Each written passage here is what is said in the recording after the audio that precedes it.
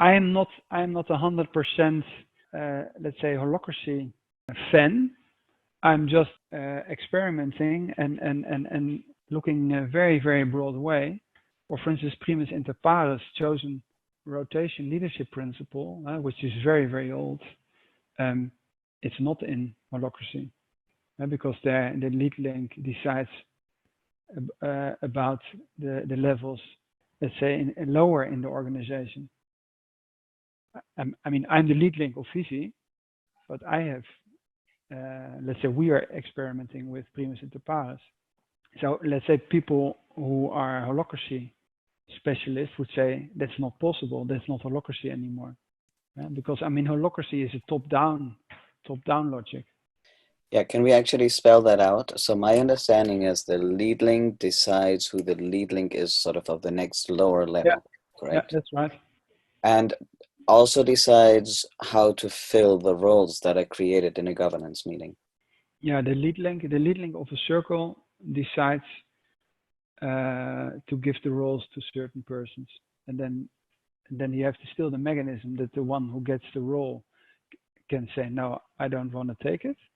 That's right, but the first principle is that the one who is in charge or who is lead link gives the roles to the people, but you also have the possibility of creating roles for yourself, and then somebody else has to say sorry, I don't agree, or I have tension, or let's discuss this. So it's but the starting point is, and I think it has to do with the American model.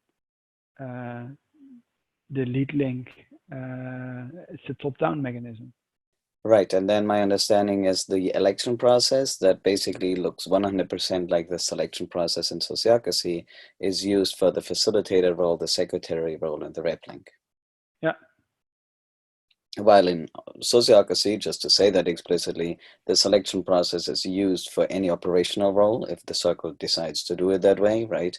And for any selection, including the circle roles like facilitator, secretary, delegate in this case, like rep link, but also the leader role, and that is one of the differences, right? The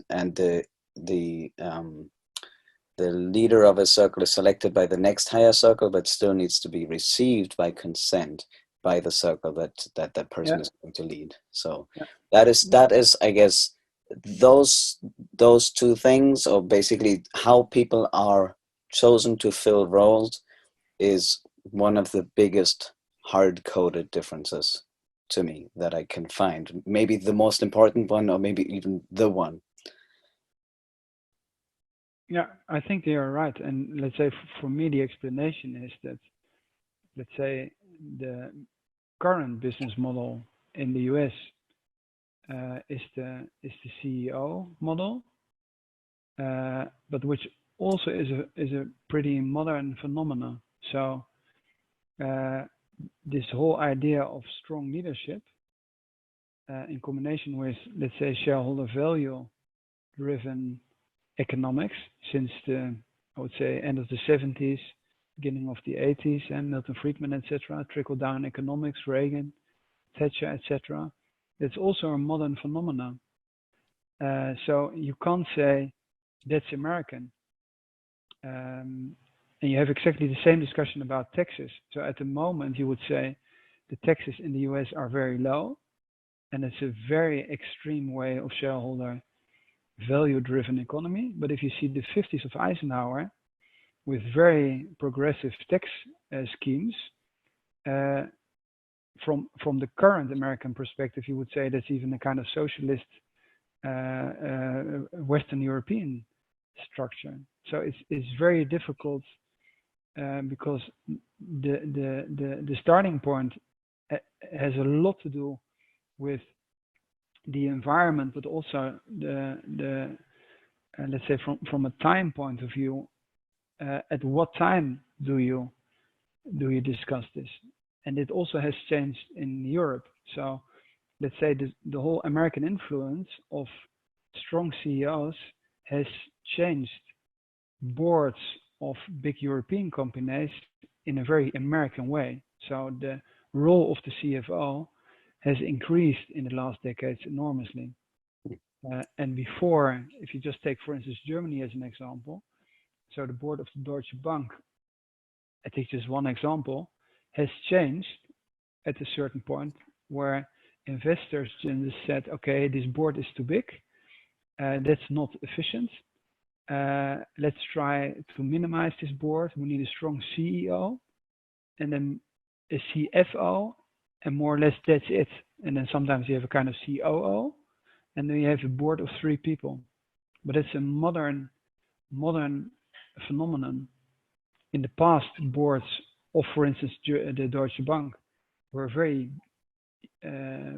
big. Also Shell, for instance, Royal Dutch Shell. And even from a language point of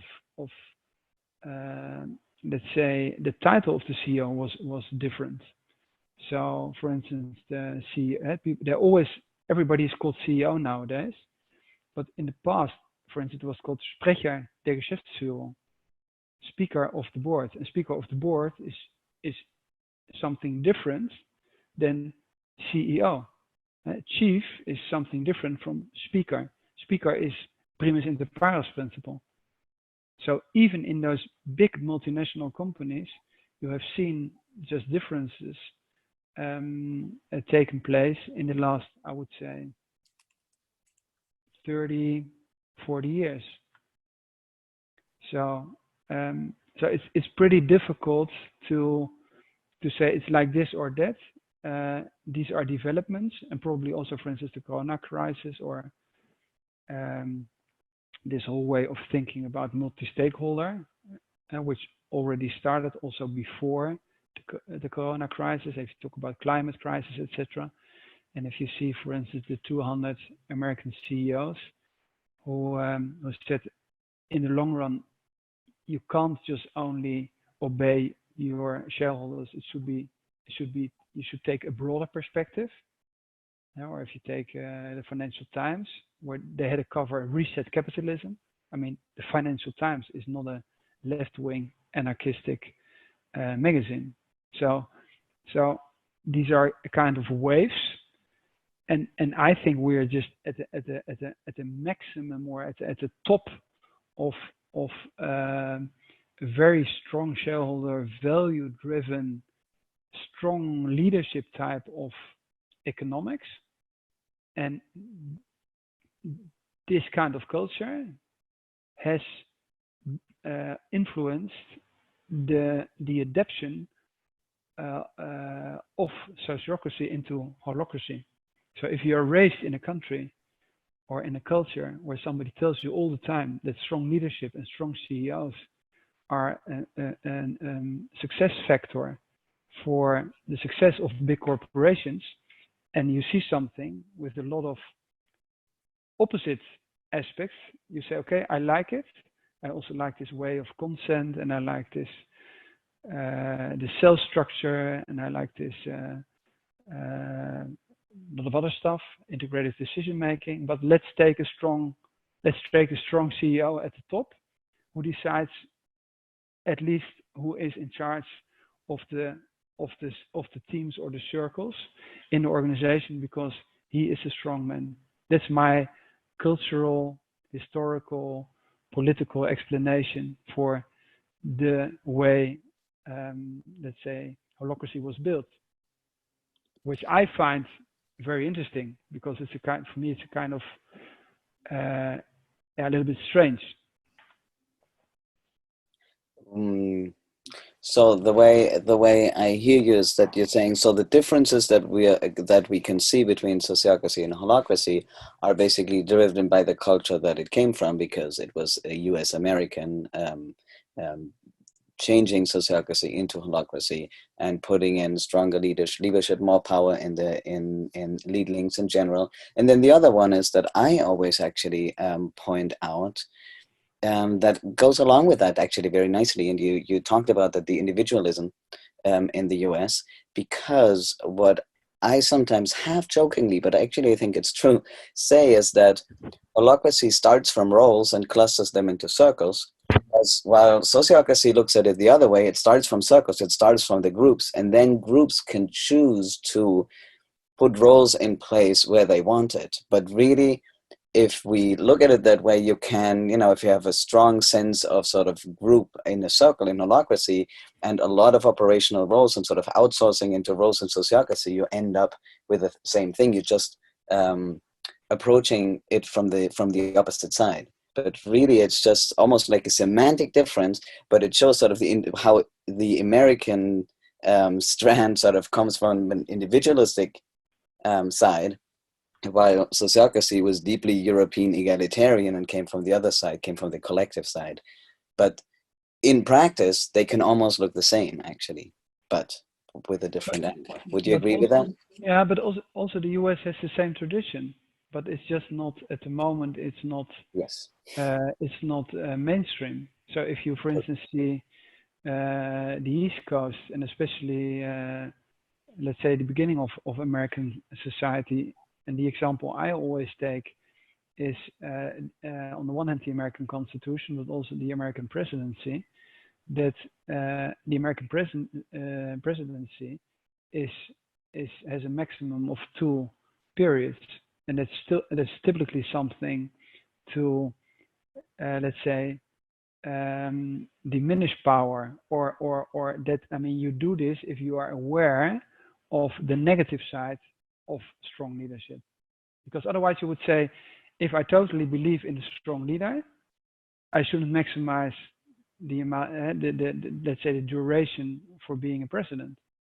So, but that's also from a historical point of view, very understandable, because let's say it was taken from this whole Republican model was taken, let's say, from the Dutch Republic mainly, and the Dutch Republic always has been a society of merchants.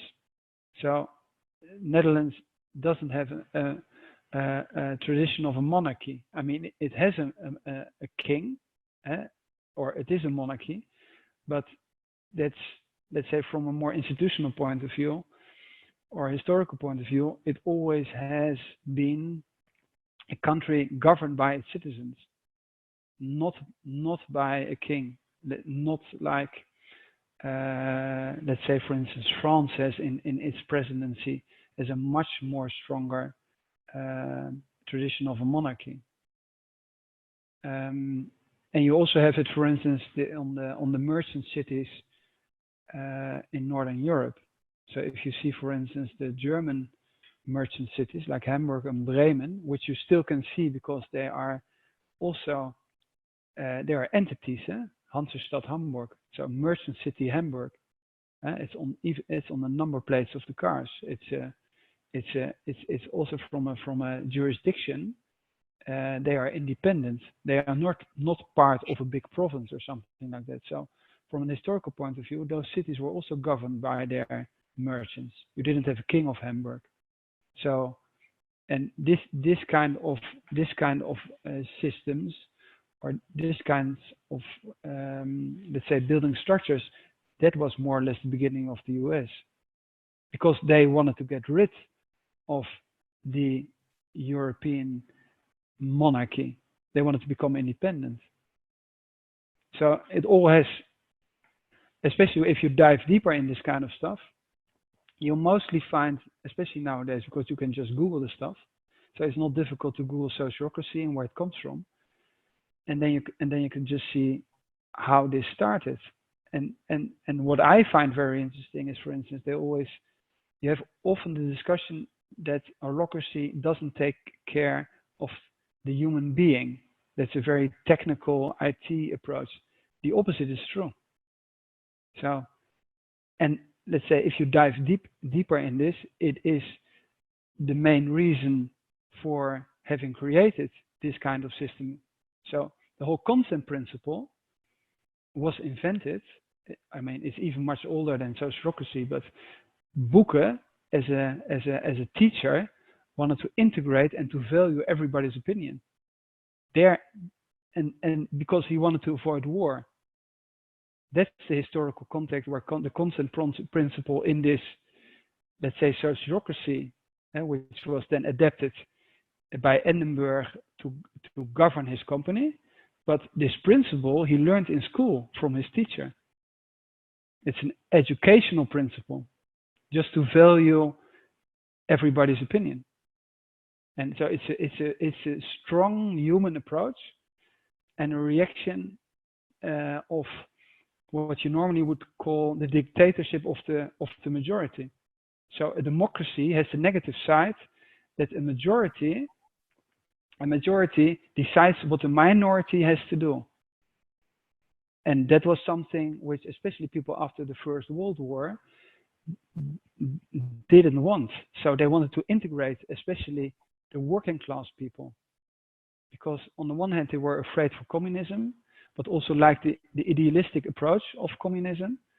And that's why, for instance, voting rights emerged in all those countries, let's say 1918, 1919, etc. That's no coincidence. That is exactly this date. It was a reaction on the communism in the Soviet Union, and it was seen as a threat. And then you had the discussion: okay, shall we give them voting rights to integrate them in the parliamentary system, or shall we just say we don't care about your opinion? We just keep it like it was before. And the people before who were able to vote were only the people who were homeowners.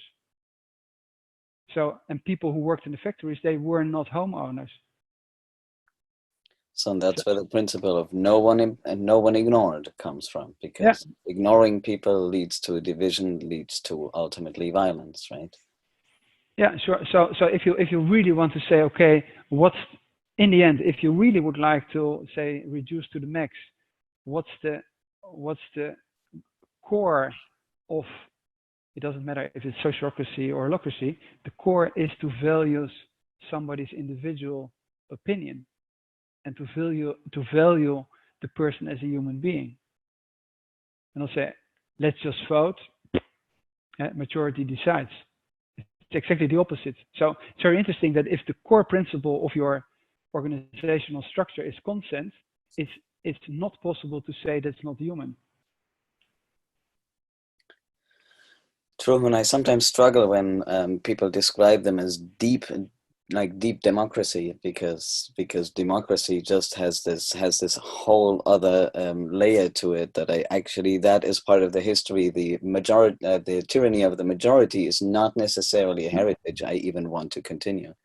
So I struggle. I mean, democracy is hard to define, I guess, and not everybody defines it the same way when they say things like that, right? It's more the deep democracy, I assume, is then the idea to hear more voices and to sort of have a broader base than normal democracy would have, as in majority vote. Is that how people mean it, right? I'm curious. I mean, say it so that we have it here. Say some about your history. You bring a lot of historic examples. So my history. Yes. My personal history. Yes, your personal history. And then I also want to hear about your entryway into this whole holacracy world. Okay, let's say my history is that I started my studies with history and then politics and international law, and I thought I wanted to become a diplomat, but I'm not very diplomatic. So at a certain point, I decided that's not my way. And after having studied in the Netherlands, I went to Paris, Sciences Po. That's where diplomats are, let's say, raised or educated. And then afterwards in Berlin, I did exactly the opposite. At the Free University, I even studied Marx and Lenin, this kind of stuff, political science. And then after my studies, I ended up by coincidence at McKinsey. But that was not my piece of cake. So I like to be independent. I became a financial planner. But I was always interested, let's say, in comparing, and that's probably the core of my interest, comparing what is going on in companies and management and the way I was educated. And since I started working, I'm amazed by I would say, now I will put it in a positive way. I would say that states have much more balanced, or checks and balances, trias politica. So this whole way of integrating voices, yeah, also in election processes in parliaments, and then you have a lot of differences. But when I watch through the glasses of somebody who studied politics or political philosophy or this kind of stuff, and I just analyze what's going on in a company, I would say um, it's a kind of um, monarchy. So so so the CEO decides.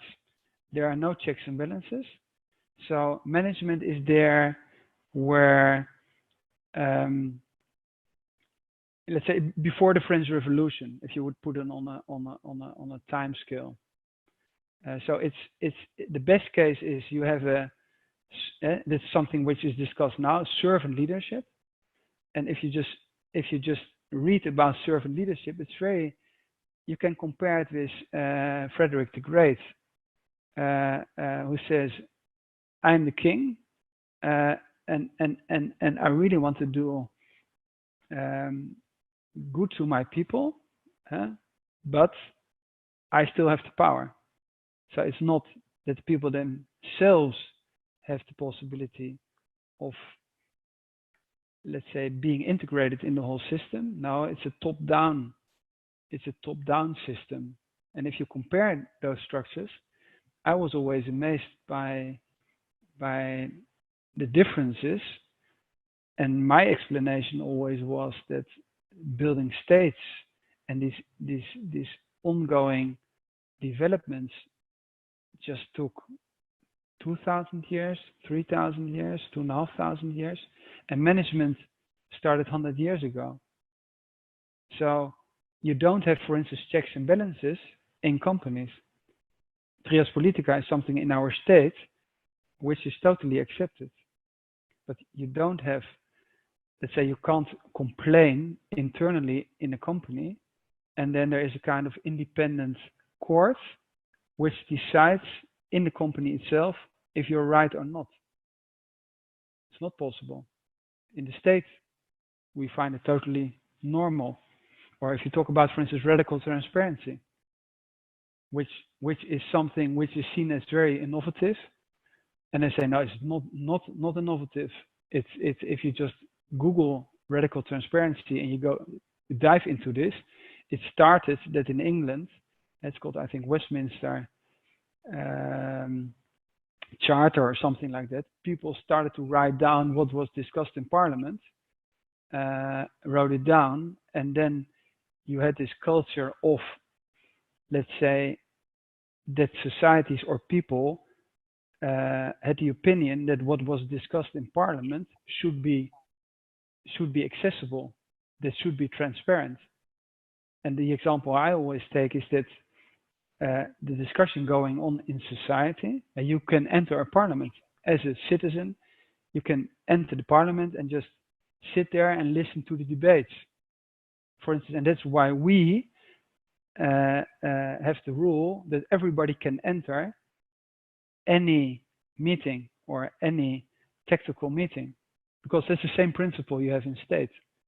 So that's my background. So I always look through the glasses of a historian or somebody who has studied politics and say, okay, I find management or the way we organize companies pretty immature in comparison to our states. Mm-hmm.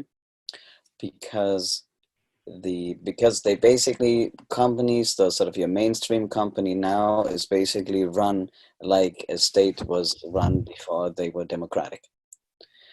In a similar way, for example, school is also heavily authoritarian still and seems to come from a whole different time compared to we are now. Just as, by the way, I find basically decision-making in families also seems to be, way behind any of these things. So standard that we accept for countries is way higher than for any other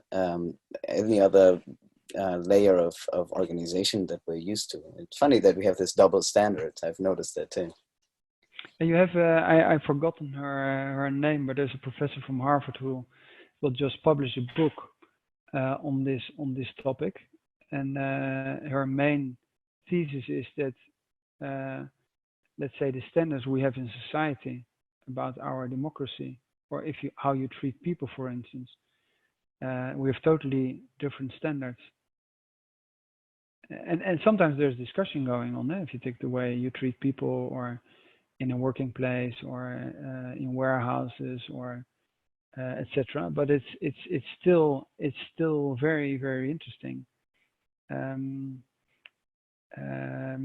but what I find very interesting is that if you just take very very old mechanisms, primus inter pares, it is this first among equals, uh, 2,000 years old, and you say, for instance, I had the discussions about implementing this in our company, and then people say, how will this work? Will people choose the weakest person? And I say, that's interesting. And then, because you also talk about trust and intelligence of the group, and I always say it's very interesting, but in the Roman Senate, this 2,000 years old, they already experimented with this kind of principles, or in the cities of the merchant cities, Venice, Hamburg, Amsterdam, etc. And I always take in presentations the Swiss government because nobody knows this. So you have a government, and every year somebody else is in charge of the government. This is a very very very very clear um, example of primus inter pares. Mhm. Here's one thing I've had many discussions with people about the difference between sociocracy and holacracy, and here's one historical comparison that always comes up for me, and I want to hear your opinion on it. Although I think we've touched on it in previous conversations, and that is that when I have discussions on holacracy has the constitution, and everybody's equal because they are under the same constitution. In sociocracy, the constitution is basically a piece of policy that can be changed by the circle that has it in that domain. Typically, it would be the board, that we call mission circle. But somebody in some organizations that I'm aware of, it can even be in a sub-circle that holds that the governance aspect of the organization that has that in their domain. So it doesn't even have to be at the top.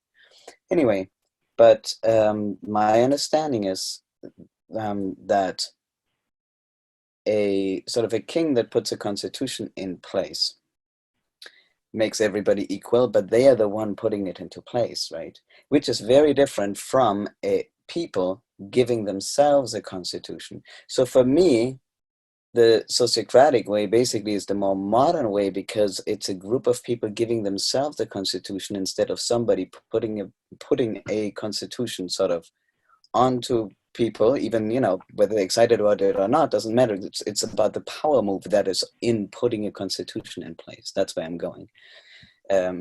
So that is very different, and that also is reflected, but of course it depends on the culture and on the sector and industry, how implementation happens.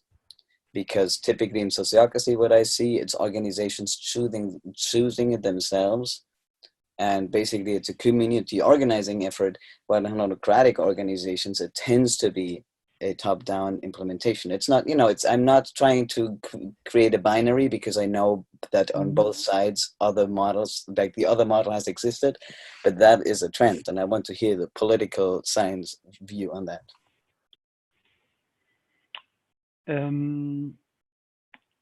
I think that if you just take the parliamentary system, you have, let's say, the basic idea of, let's say, a parliament and a senate, the two-chamber system.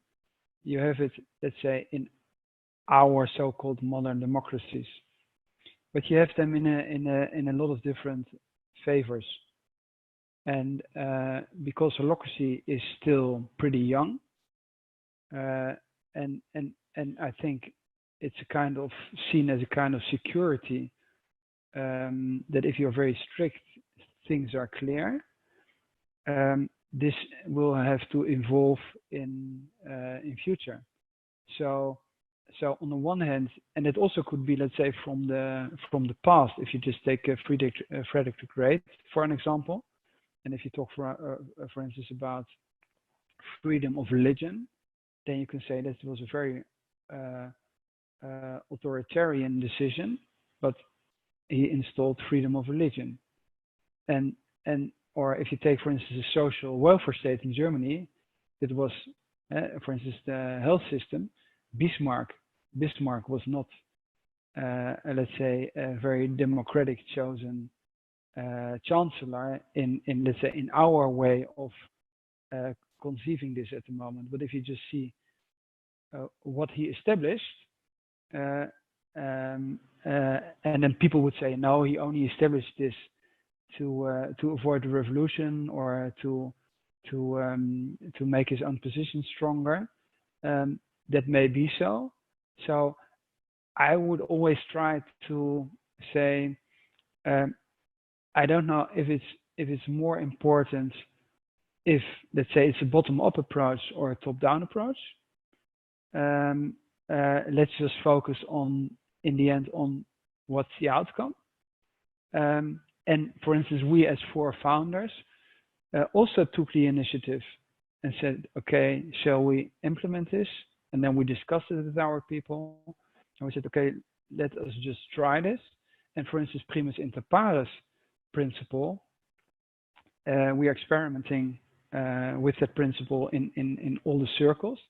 But I am, as a lead link of the whole organization, at the moment, not the let's say democratically chosen lead link by the whole organization. That will just be the next phase where we perhaps also have to find out what makes sense. Is it a kind of rotation principle of, let's say, the general circle, how is it called in Holacracy? This you can say the highest circle or the outer circle, etc. But there you also have different flavors. And if you, for instance, try to implement primus inter pares, on the one hand, it seems simple because you say, okay, you have this rotation principle and everybody should take over from each other. But how do you deal with people who say, thank you very much, but I just don't want because I don't like this lead link role? So you will have to, I would say people should just try a lot of stuff and find out what works well and try to see it less dogmatic, because what I also find in a way interesting is that one of the basic principles is always, is it safe enough to try? And then at a certain point, you're not allowed to try anymore. So why shouldn't you be allowed to try to implement first among equals if everything is safe enough to try? Yeah, especially if it's chosen.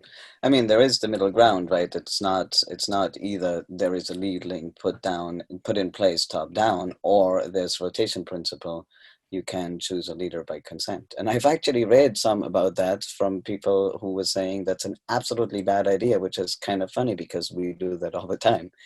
So that's, yeah, there's a lot of dogmatism, and we both agree on that, right? On both sides of and a lot of black and white thinking, I guess, of this can never work.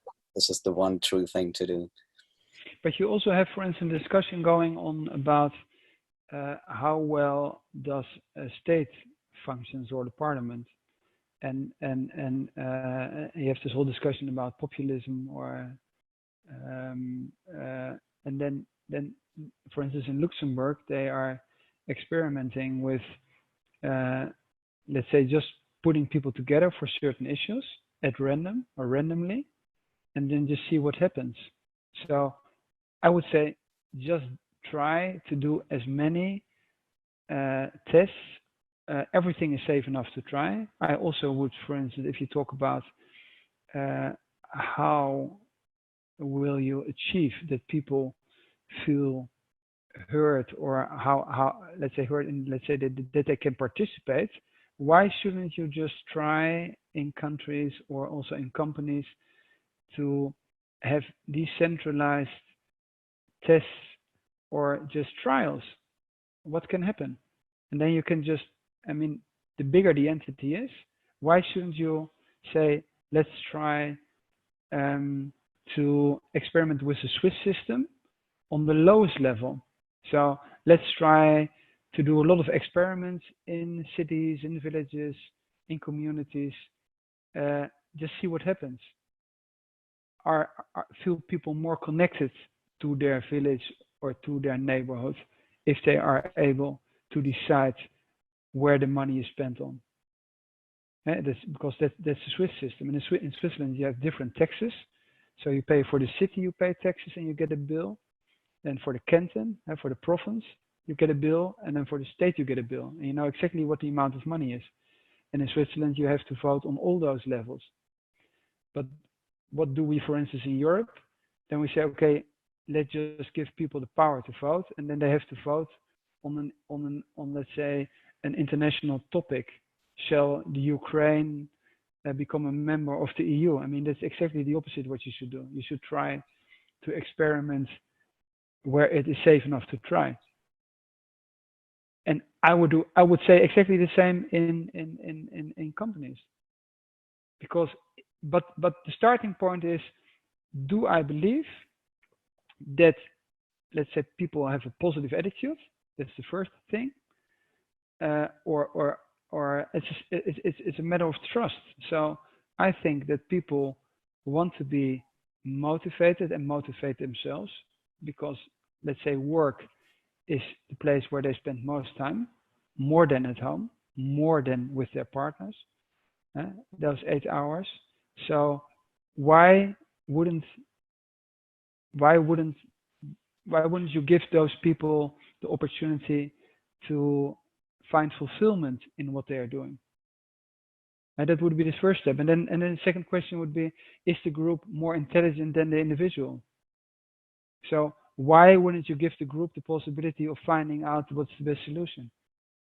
I mean, I find it extremely relaxing that teams discuss together how roles are taken by which persons, or by whom. Why should I walk around and say, I think you have to do this or that? I mean, those people who do the work, I mean, they are much closer to where the work is done. They know each other much better than I know them, because they work together with each other all the time. So why would I think that if I'm not doing the work myself, have a better opinion, let's say, on who is doing exactly what? Which is the core principle, right? I mean, sociocracy is governance by those who associate together, because of exactly what you're saying, that the people who do things together will know best, first of all, what needs to be done, and will know each other best, which is very different, right, from voting, where we typically have no idea how these people are behind the scenes and how easy they are to work with and so on.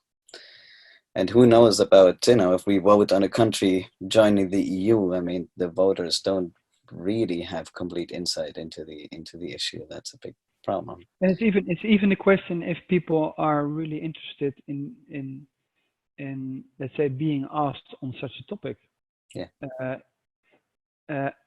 I would think that, and then you have this whole idea of circle of influence. I think that the closer the decision is to where people live, the higher the importance for most people is. I mean, they want to decide in a local community if the money is spent on a new, let's say, swimming pool, or renovating the street, or whatsoever. And then if there's a discussion going on, and you are able to govern this, integrated decision making, or this whole consent principle, I think you have to coach this. But because if you just say, okay, let's just vote, that's something which let's say voting or a majority vote is a I wouldn't say pretty stupid instrument, but that's where, let's say, the the dictatorship of the majority comes from. If you discuss democracy, but if you, for instance, talk about dictatorship, then the highest form of governing states is to avoid the abuse of power. So the whole way of, let's say, the trias politica and the division of powers comes from the fact that you want to diminish the risk that something goes wrong. And for instance, our crisis at the moment is a very good example that we are not able to divide the power in our multi-stakeholder system. And because of the fact that we're too strongly focused on short-term economic gains, we are losing sight of the common interest of society. But climate change, the climate discussion is exactly the same. So it's not a balanced checks and balances system, because if it would be like that, you wouldn't have this kind of egoistic outcomes. Yeah, it's good towards the things that are being valued, and of course, electability and your reputation if you're part of, if you're a CEO somewhere. Then there is there are some great experiments, which I'm not sure you know about. There some sort of on regional, municipal level around integrative decision making or integrative consent decision making in Austria. Then there are the neighborhood parliaments, right, that you might be familiar with. They also turn things upside down, where it's really on the very, very, very grassroots level, and there's some power. And another thing that I want to throw in here is, I think that's what you might have been alluding to in so sortition-based assemblies. So where you have like from sort of a system of assembling random groups from different populations, and there are some ideas of how to blend that, because that's something that I've been in contact with in Extinction Rebellion, because that is one thing that they want to put in place, right?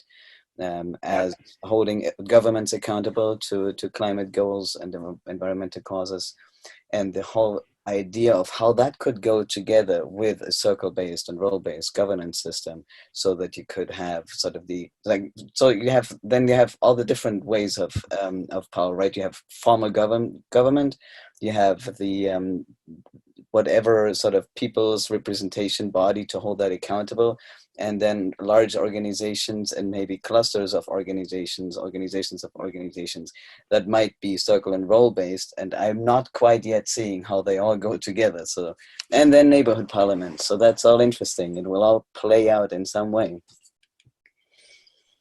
At least it makes just sense. If you just say that there is room for improvement, then let's say you have two options. On the one hand, you can say, I decide what would be the best next step.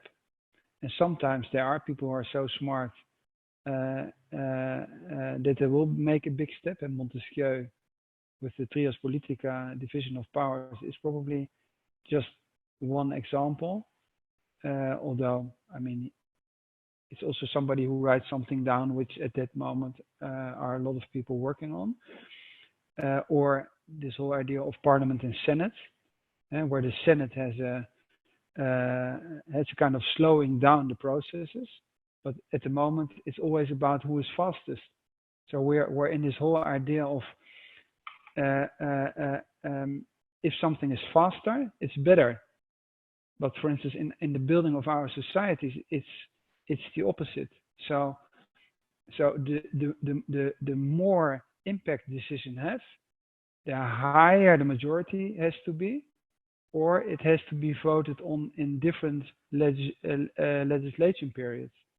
And and let's say from our modern way of thinking, you would say that's not very efficient.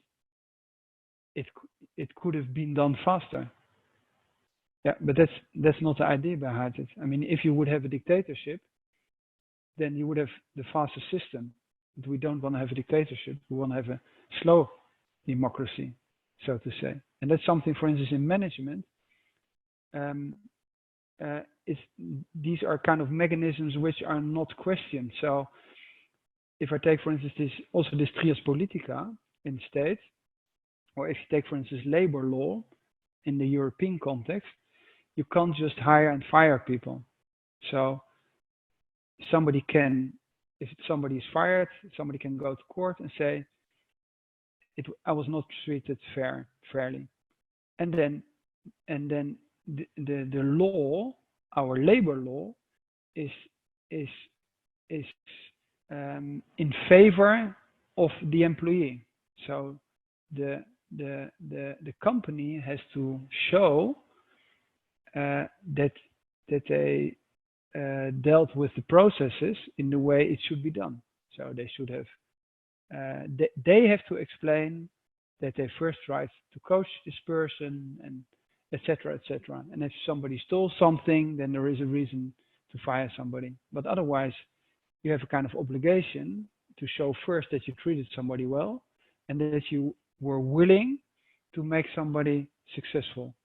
That is something which we decided on in our societies. We didn't say, because you're the company and it's your money, you can just do what you want. No, that was not the system we built. So the more intellectual question would be, why is this not possible to install in companies itself? So why couldn't you just say, okay, if somebody is fired in the company, and they just say, okay, and I'm not talking about outside the company, there is a kind of, I wouldn't say court, but there is a kind of circle, or, I mean, these are also experiments which are going on, and people say, okay, let's just see this case. And if you, for instance, take compliance issues and financial stuff, if you take, for instance, the UK, the people who are responsible for compliance in financial companies, their employer is the state, it's the FSA, it's the Financial Service Authority.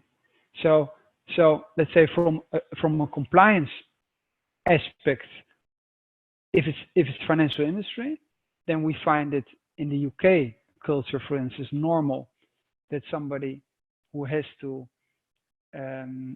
who is responsible for taking care of those compliance rules has to obey to an external body, although he works in his company. If we talk about people, HR, the Americans call it resources, then we say, no, it's not possible that the state plays a dominant role because the company decides to hire and fire those people. And then you take UK, which is a very Anglo-Saxon, let's say, shareholder value-driven economy.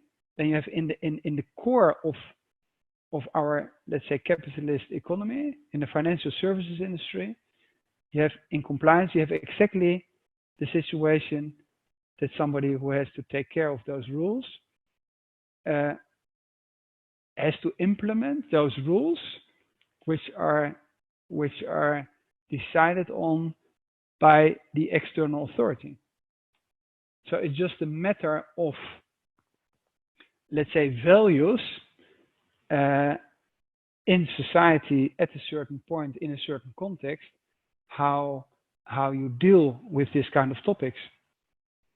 And it's perhaps a little complicated example, but for instance, if you have minimum wages as an example, you say, okay, we just have decided that under a certain amount of money, it's not correct. You should pay at least a certain amount. If you take the example of the opposite, you say, shall we decide on the maximum? Then people say, no, that's not possible to discuss this. And if you would just say this, I mean, it's just for the discussion. Huh? I mean, it's interesting just then to ask the opposite. So if we have decided on the minimum wage, why would it not be possible to decide on the maximum wage? And you have a lot of this kind of discussions, but even if you would start a certain discussion, then people say, that's not possible. if you would say, for instance, in a company, let's vote for a CEO. I mean, that's what we do in all our societies, in our public parliamentary structures. We vote for parties. We vote in a lot of countries. We vote who will become president, especially the US. So if you would say in the US, okay, you will have to vote who is president of the whole country. Let's just discuss, would it be possible to vote for the president in your company?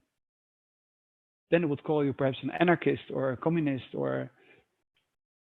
but outside going to vote for president in your country, it's exactly what you're proposing, for instance, in the company.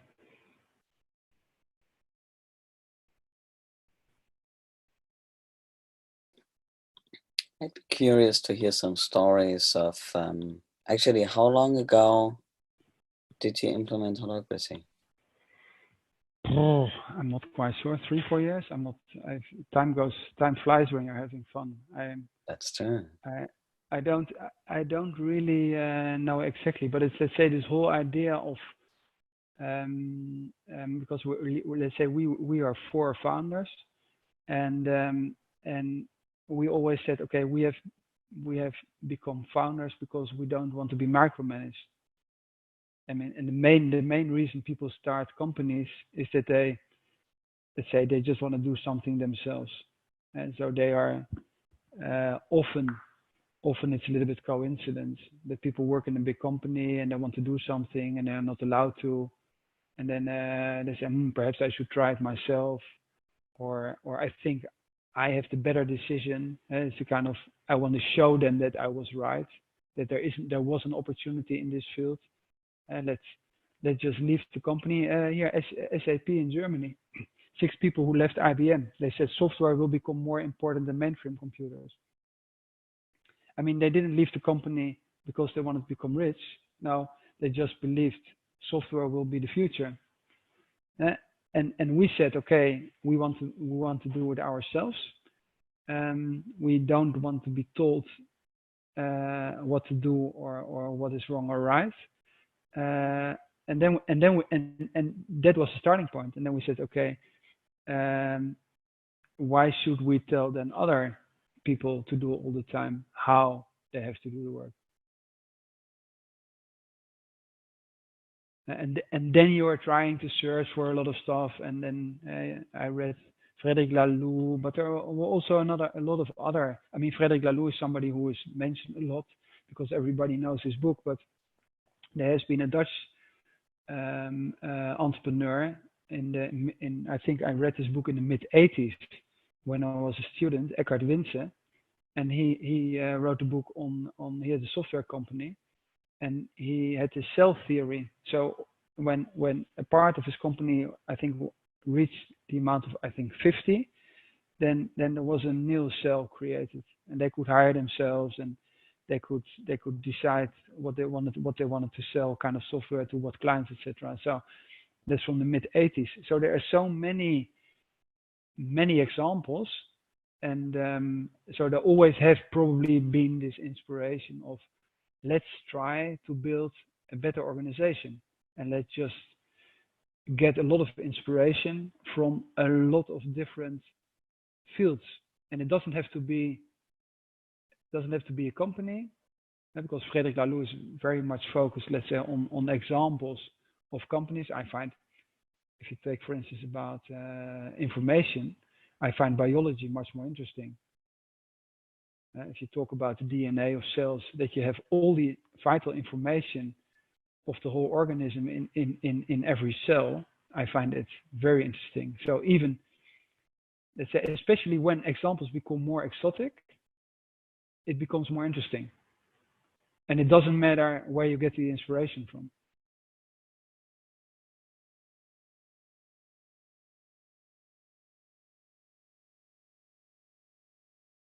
Like fractal structure, for example. Yeah. Natural systems, all of that. Yes. I had a request yesterday of somebody from Technical University of Delft, and he wanted to interview me on anti-fragile. And I said, I read an article on you. Can we discuss anti-fragile? I said, yeah, it's interesting. Let's discuss anti-fragile. Uh, but let's say 3 years Politica is also anti-fragile. And I discussed this with him, but he doesn't have, let's say, political science or humanities background. He had studied biology and then afterwards management. And he said, "Oh, I never thought about it like that." So, but it's often that people who have another background, they come with more interesting insights because they just have another perspective. So let's say behavioral finance. So psychology and economics. It took quite some time to say Homo economicus doesn't exist because somebody had a history of psychology, Kahneman, and then you get very interesting insights because somebody says, I will prove that economy or economic science is wrong in saying that human beings always take rational decisions, and then proved that risk aversion is depending on the situation totally different, and from a mathematical point of view has different outcomes depending on what it is. And then somebody gets the Nobel Prize. I think he was the only one who had studied psychology and became the Nobel Prize of economics. And now people who study economics have to learn behavioral finance.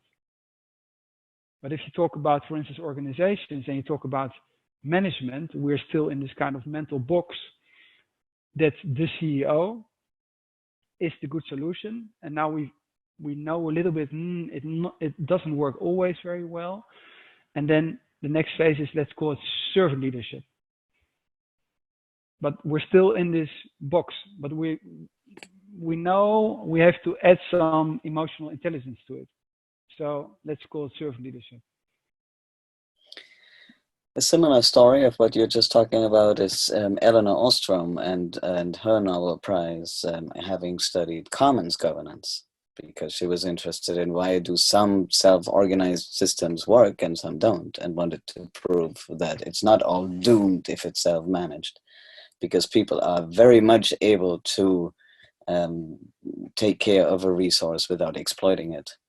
So that was another one. And she was also not an economist, right? So that's that. To prove your point, that's another example of where somebody just turned something around completely because she had a different background. But commons is a very good example. So people who study economics, or if you just take about what are cornerstones of our society, we would say private ownership is a key topic.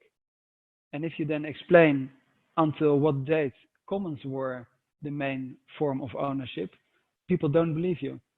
They say, no, our government, our society only works when it's very clear who is the owner of what. And they believe it.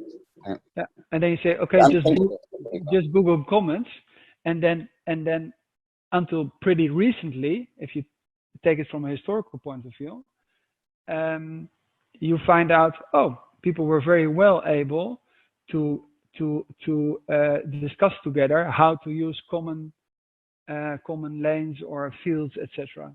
That was the main, let's say, general form of ownership. It was not private ownership.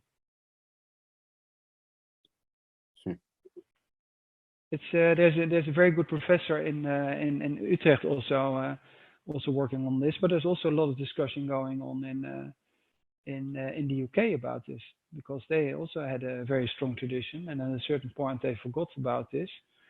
But it could be, let's say, in this whole multi-stakeholder discussion which is going on, that I think there will be a revival of the commons in a very strong way, because the power of consumers nowadays is much higher than it used in the past, and the cost of transactions are much lower because of the let's say internet, etc. So if you would say, if you have, let's say, bargaining power, but also, let's say, decentralized electricity. So if people would say, people would say, let's just decide in the village that we want to have our own electricity, it's not very difficult nowadays to activate these communities, because you can do this online. And you can say, okay, if everybody just invites 3 or 4 people here in this village, then it doesn't take very long that everybody is reached in this village. And then you can say, shall we just decide on this or that? And you see the first examples when they close shops down in let's say rural areas. They close down the post shop, or they close down the last supermarket. And then you see people in the village say, no, we don't want to do, and we don't want this to happen. Shall we just save the post office, or shall we just save the last supermarket? And then people buy together in this village the last supermarket, and it becomes a cooperative. But this is just, let's say, this kind of initiatives are there in those situations where they take something away, but we're not there like we were, for instance, in the agricultural society, where farmers founded cooperatives, also cooperative banks, for instance. I mean, those banks, the first banks, were banks of farmers who decided to buy, let's say, stuff together. For instance, this kind of big warehouses where they kept their, how's it called, when they harvested the stuff, etc., or the material they shared, because it makes sense to share material. There do those banks come from. It's not that there were only merchant banks, but even the stock exchange has a common group background. I mean, the stock exchange was invented in Amsterdam for the merchants, because the risk was too high to participate and have a too big stake on one ship. So they split the risk, and you had a participation in this ship, and the chance that it would come back with a lot of pepper and other stuff, was, I wouldn't say was small, but you just shared the risk, and you just bought a part of different ships, so you knew it would work out well. So it was just it was sharing risk, and it's also a kind of let's say common approach. So also the stock exchange is a common approach. You can buy different shares to lower your risk. What is your ownership model? Our ownership model. Yes. Yeah, that's a very good question, because that's something which you would expect. Then they would say, okay, that's totally ownership of all the people, and that's not the case. So we are 4 owners, and we built a company, let's say, last 10 years, and we have all, let's say, we're 5 now, but let's say 4 founders. And we own, let's say, a quarter of the company, and then we put 10% of the company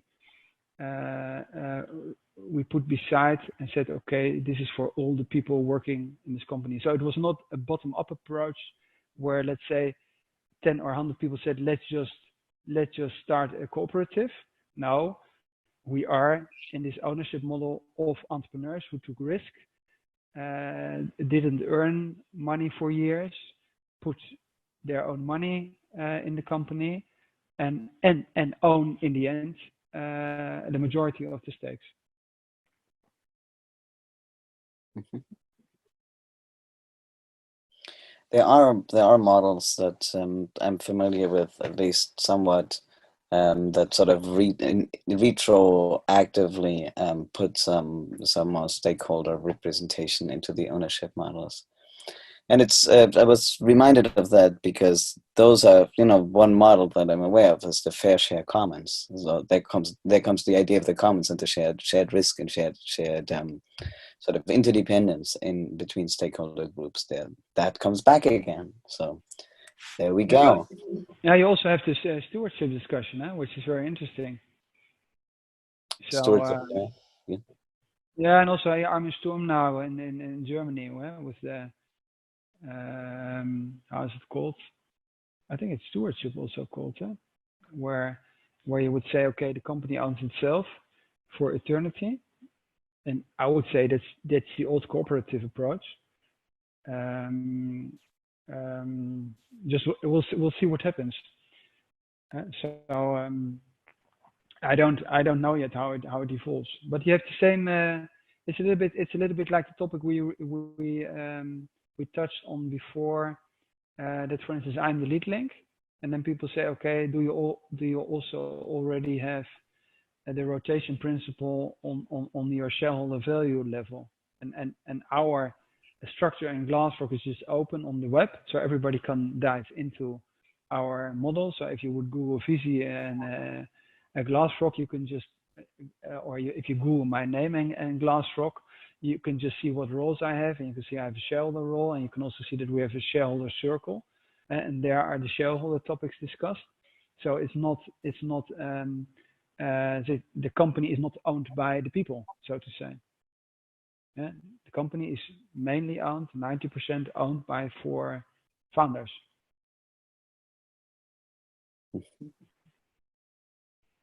And I'm very curious how for instance, also the experiments will go, um, if we talk about chosen leadership or rotation of leadership.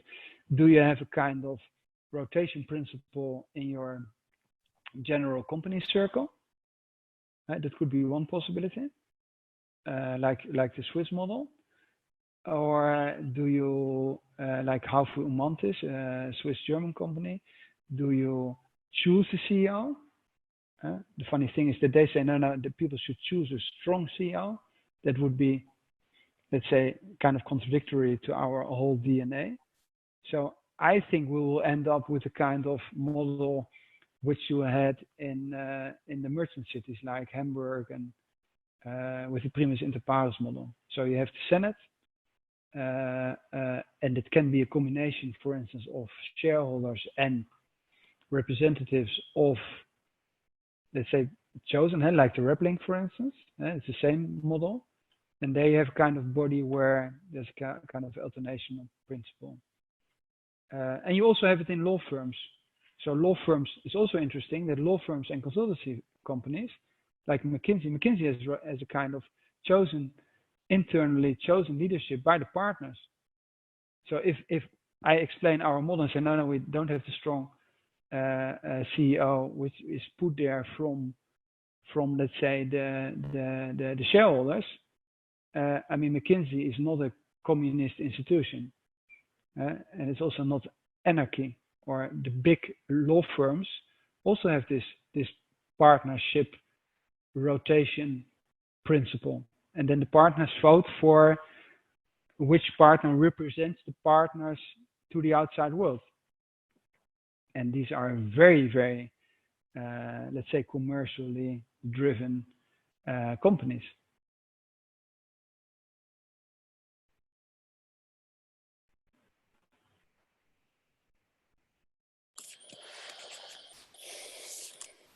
Starting to look at the topics that I would like to sort of, what's still missing that you would like to have mentioned here?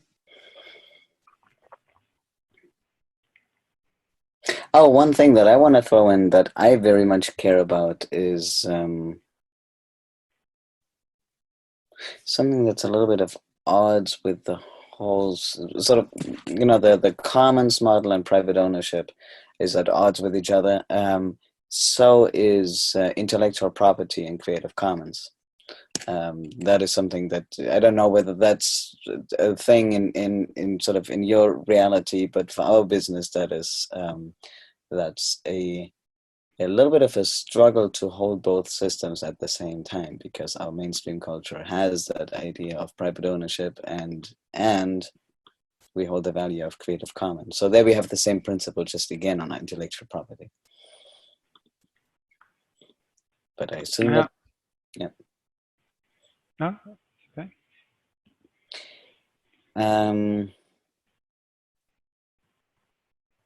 I just forgot something. I want to make a remark on that. For instance, we are as if you just take it from a role perspective, as founders, we have the shareholder role, and in the shareholder role, if you talk about the ownership of the company, there is the let's say the situation that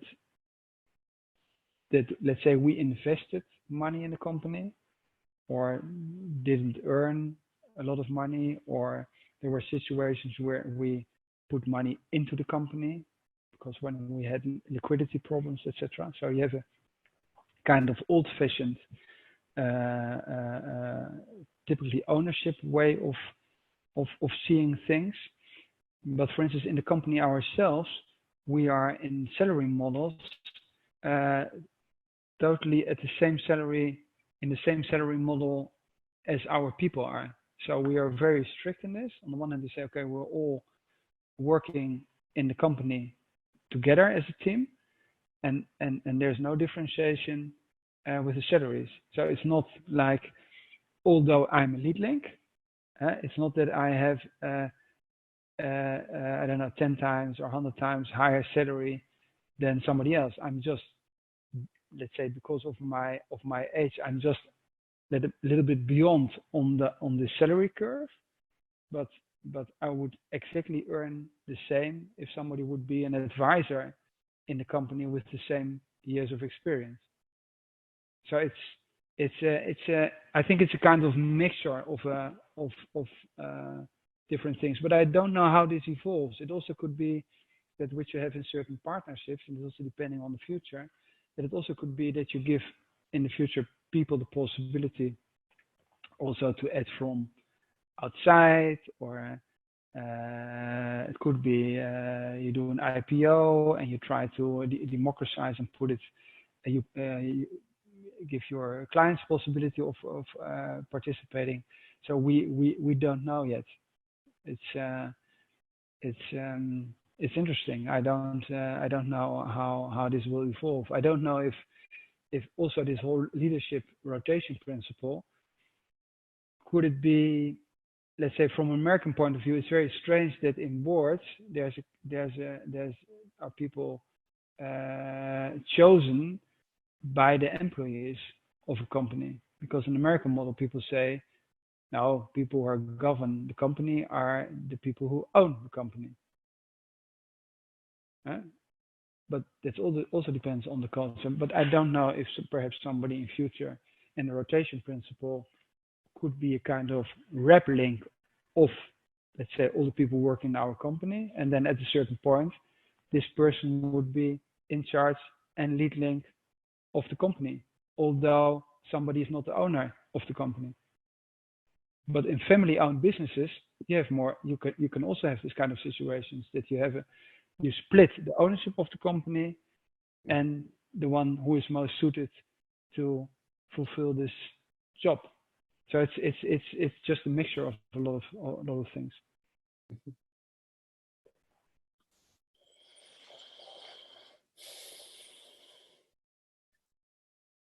What did people most struggle with in your perception?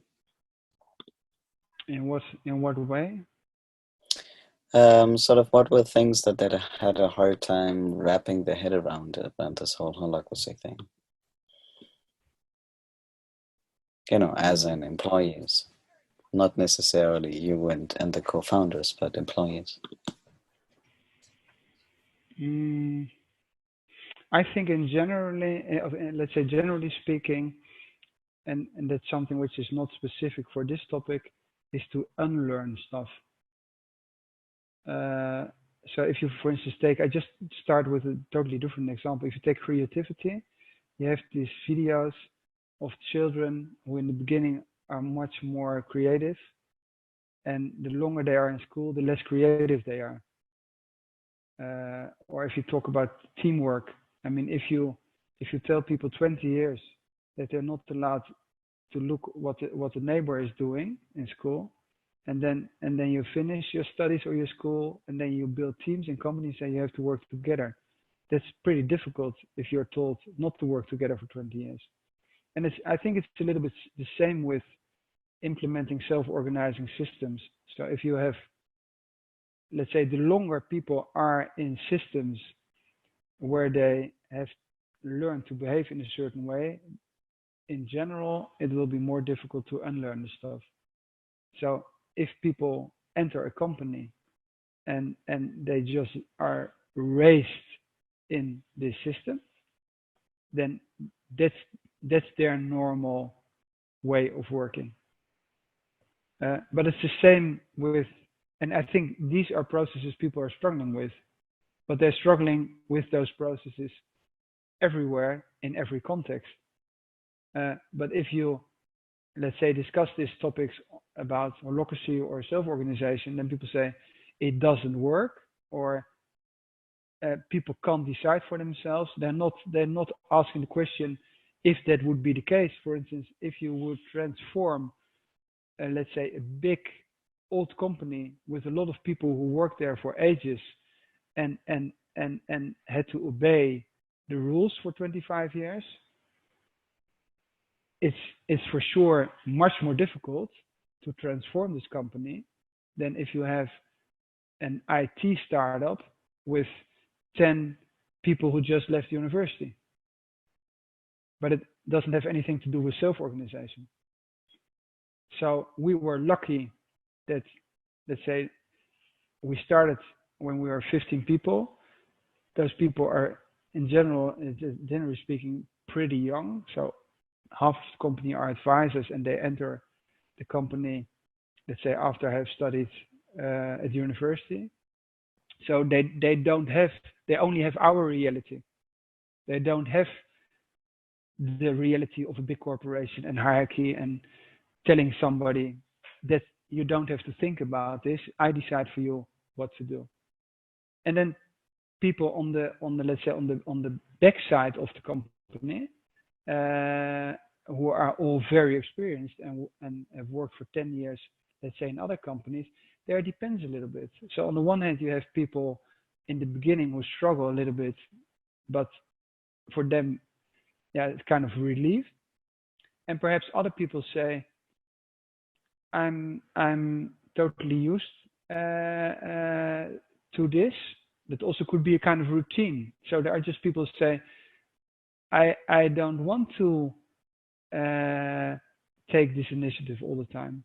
Let me just do my work. I like my work.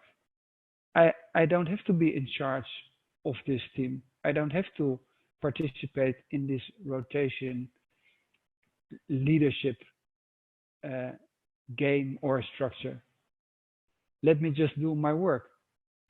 But that also has to do something with our framing. So the idea of changing and rotation, or let's say doing different things all the time, it's something which for certain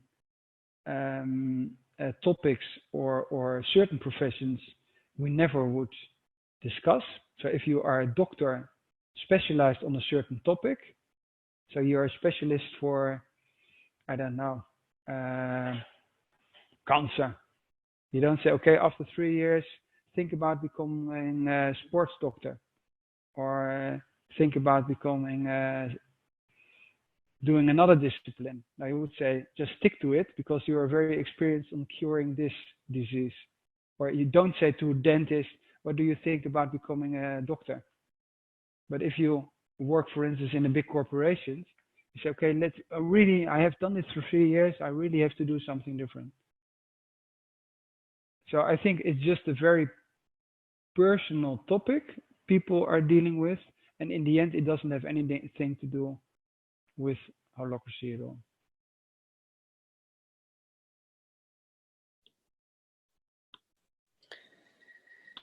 I like that. I'm starting to feel complete. How about you?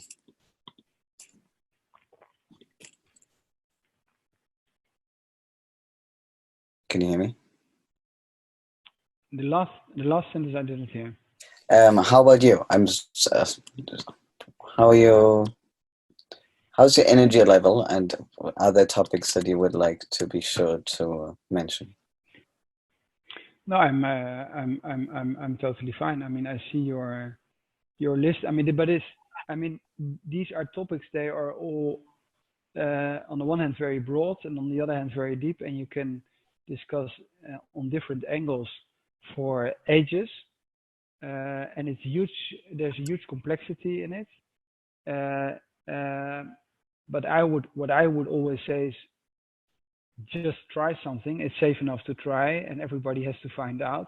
It doesn't matter in a city or a village or a government or a company or a family, etc. Let's try to get a lot of inspiration and just try what what works in the end. And if it doesn't work, just continue to search for a better solution. I very much appreciate it, by the way, in the panel discussion that you sent me a video of, you're saying at one moment, whenever somebody, says something, I wonder whether the opposite could also be right. Yeah. And it reminds me of a little joke I always make. It's actually not even a joke. It's sort of a, I don't know. It's a thing that I do when I teach. It's that I always pre-give 3 answers of, basically I'm telling people, okay, for the next few days, you're going to hear one of the following 3 from me. One is, it depends. Like whatever you're asking, probably my answer will be, it depends, because it depends on so many things, right? And the other one is probably both. It's the second answer I typically give. It's like when people ask, either or questions, typically the answer is both, because there's typically some truth in one side and in the other side, right? And then the third answer, just for completeness, it doesn't quite fit here, but is to give feedback, right? Although actually that does apply in terms of what you were saying of try something out, and then see what you do with the feedback and make your next move, go from there. But the sort of one size fits all is just hard to do, because there's too many factors coming in the picture.